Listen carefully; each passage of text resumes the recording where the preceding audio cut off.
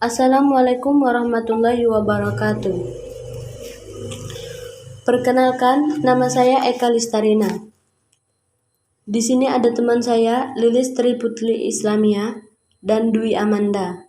Baiklah, kami dari kelompok 4. Di sini kami akan menyampaikan materi mengenai perbedaan individu dan keragaman individu dalam pendidikan. Sebelumnya kami mengucapkan terima kasih kepada dosen pengampu Bapak Muhtaram SPDI MPDI.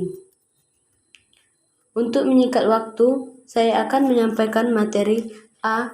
Perbedaan individu. Individu berasal dari kata Yunani, yaitu individu yang artinya tidak terbagi. Dalam ilmu sosial, paham individu menyangkut tabiat dengan kehidupan dan jiwa yang majemuk, memegang peranan dalam pergaulan hidup manusia. Individu merupakan kesatuan yang terbatas, yaitu sebagai manusia perseorangan, bukan sebagai manusia keseluruhan. Maka dapat disimpulkan bahwa individu adalah manusia yang memiliki peranan khas atau spesifik dalam kepribadiannya. Berdasarkan beberapa pengertian di atas, individu yang berbeda membutuhkan tempat yang tepat untuk mengembangkan setiap potensi yang berbeda pada dirinya untuk berkembang menjadi lebih baik. Pembelajaran yang tepat akan sangat dibutuhkan, sehingga pendidik harus memahami setiap potensi dan kebutuhan potensi para anak didiknya. B. Perbedaan individu menurut para ahli. 1.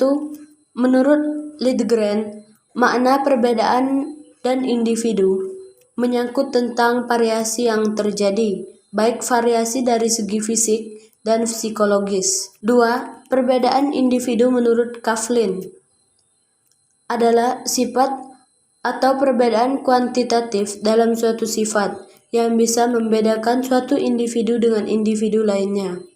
3. Perbedaan individu menurut Webster. Individu merupakan suatu yang tidak dapat dibagi atau undivided. Tidak dapat dipisahkan. Keberadaannya sebagai makhluk yang vila, tunggal dan khas. Seseorang berbeda dengan orang lain karena ciri-cirinya yang khusus. Menurut Gary, perbedaan individu seperti berikut. Yang pertama, perbedaan fisik. Tingkat dan berat badan, jenis kelamin, pendengaran, penglihatan, dan kemampuan bertindak. Yang kedua, perbedaan sosial, termasuk status ekonomi, agama, hubungan keluarga, dan suku. Yang ketiga, perbedaan kepribadian, termasuk watak, motif, minat, dan sikap. Yang keempat, perbedaan inteligensi dan kemampuan dasar atau skema. Yang kelima, perbedaan kecakapan atau kepandaian di sekolah dalam mencapai pengetahuan baru. Yang kelima, perbedaan menurut Alfred Adler berpendapat bahwa manusia adalah makhluk sosial yang bertanggung jawab. Ia percaya manusia sejak lahir dikarunia dengan kesadaran sosial dan hanya keterpaksaan atau kompensasi yang membuatnya bertanggung jawab kepada manusia lain untuk dapat mencapai sebuah kesejahteraan yang baik bagi dirinya dan orang lain. Setiap yang telah dijelaskan sebelumnya, dalam sebuah proses pembelajaran terdapat siswa dengan berbagai perbedaan individual. Perbedaan itu sangatlah lumrah dan tidak dapat dihindari sebagai seorang pengajar yang baik. Guru tidak dapat meniadakan perbedaan tersebut dengan menganggap semua siswa sama. Baiklah, selanjutnya akan dilanjutkan oleh rekan saya. Baiklah, di sini saya Dwi Amanda dengan NIM 54 akan melanjutkan materi yang telah disampaikan oleh Eka Listarina. Orientasi baru dalam psikologi pendidikan menyikapi perbedaan kemampuan siswa di dalam kelas dapat dengan cara variasi dalam penyampaian materi. Siswa dengan kecerdasan tinggi dapat menerima materi yang diajarkan secara cepat. Namun, siswa yang mempunyai kecerdasan rata-rata ke bawah mungkin akan membutuhkan sekali dua kali pengulangan lagi. Siswa LITEP membutuhkan perhatian khusus agar tidak terjadi ketimpangan dengan siswa lainnya.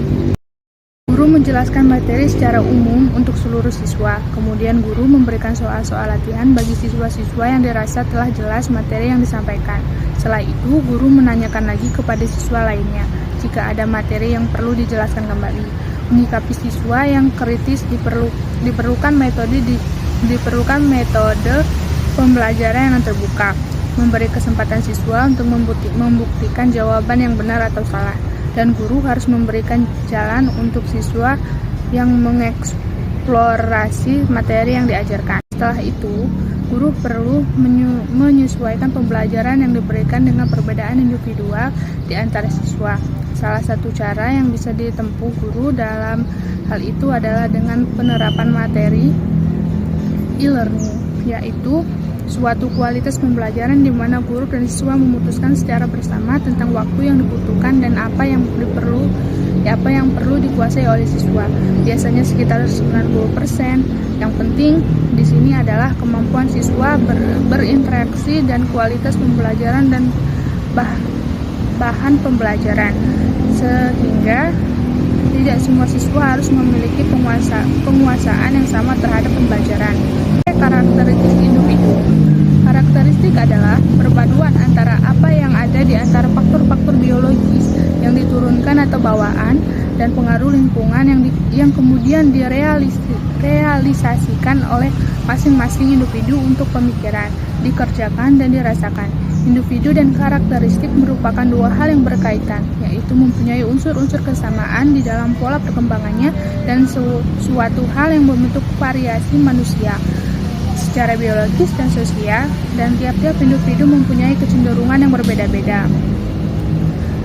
Contoh, seorang bayi yang baru lahir merupakan hasil dari dua garis keluarga, yaitu garis keturunan ayah dan garis keturunan ibu sejak terjadi pembuahan atau konsepsi kehidupan yang baru. Maka secara berkeseimbangan dipengaruhi oleh bermacam-macam faktor lingkungan yang merangsang. D. Implikasi perbedaan individu. Perbedaan individu di antara anak didik merupakan hal yang tidak mungkin dihindari, karena hampir tidak ada kesamaan yang dimiliki oleh manusia kecuali perbedaan itu sendiri. Sejauh mana individu berbeda akan mewujudkan kualitas perbedaan mereka, atau kombinasi-kombinasi dari berbagai unsur perbedaan tersebut. 2. Perbedaan biologis. Perbedaan anak didik di dalam aspek biologis ini tidak bisa dianggap tidak penting. Kesehatan anak didik adalah aspek lain yang patut mendapat perhatian dalam hal ini. Aspek biologis yang terkait langsung dalam penerimaan pembelajaran di kelas adalah kesehatan mata, telinga. Anak didik yang memiliki masalah tertentu dalam penglihatan dan pendengarannya akan mengalami masalah tersendiri dan menerima pembelajaran. 3. Perbedaan psikologi. Perbedaan psikologi pada siswa mencakup perbedaan dalam minat, motivasi, dan kepribadian. Ketiga faktor psikologi ini berkolerasi pasif dengan hasil belajar yang dicapai dalam kondisi minat yang besar terhadap belajar, motivasi yang tinggi untuk belajar, dan kemampuan memori yang maksimal, maka hasil belajar yang dicapai juga akan maksimal. Perbedaan inteligensi. Peneliti tentang konsepsi perbedaan individual yang banyak dilakukan diantaranya adalah perbedaan inteligensi dan bagaimana perbedaan dalam inteligensi tersebut berpengaruh pada perbedaan prestasi. Perbedaan inteligensi ini terutama berkaitan dengan pemerolehan belajar. Menurut Ancherman, proses perolehan belajar ini tersusun dari 3 fase, yang masing-masing membutuhkan kemampuan inteligensi yang berbeda-beda, yaitu kognitif, asosiatif, dan otonomi. Baiklah, materi yang selanjutnya akan disampaikan oleh Lilis. Akan melanjutkan materi yang telah disampaikan oleh Dwi Amanda. 5. Perbedaan bakat. Meski istilah bakat dan inteligensi sering digunakan dengan maksud yang sama, namun bakat hanyalah salah satu karakteristik inteligensi. Berikut ini dimaksudkan untuk membantu orang tua dan guru dalam mengenali bakat intelektual di balik kecacatan anak. A. Siswa berbakat dengan penurunan visual.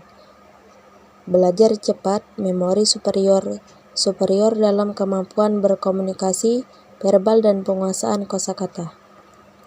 B. Siswa berbakat dengan penyandang cacat fisik. Pengembangan keterampilan kompensasi, mengesankan menyimpan pengetahuan, keterampilan akademik tingkat tinggi, luar biasa dalam keterampilan pemecahan masalah. C. Siswa berbakat dengan gangguan pendengaran, kemampuan membaca berkembang lebih awal, memori yang luar biasa, cepat menangkap ide-ide, kemampuan penalaran yang tinggi. E. Pengertian keragaman atau variasi individu. Keragaman menurut Ludwig 1988 merupakan gabungan antara kekayaan jenis dan kemerataan dalam satu nilai tunggal. Keragaman merupakan ukuran inteligensi komunitas biologis dan menghitung dan mempertimbangkan jumlah populasi yang membentuknya dengan kelimpahan relatifnya. Keragaman dan cenderung lebih rendah dalam ekosistem yang secara fisik terkendali dan lebih tinggi dalam ekosistem yang diatur secara biologis. F. Faktor-faktor yang memengaruhi pertumbuhan dan perkembangan individu.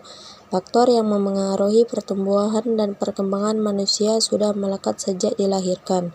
Pertumbuhan dan perkembangan sendiri hadir seiring sejalan dalam kehidupan manusia. Jika pertumbuhan mengacu pada fisik, maka perkembangan lebih merujuk pada sisi pikiran manusia. Pertumbuhan umumnya mengacu pada perubahan fisik seperti tinggi badan, berat badan, dan ukuran.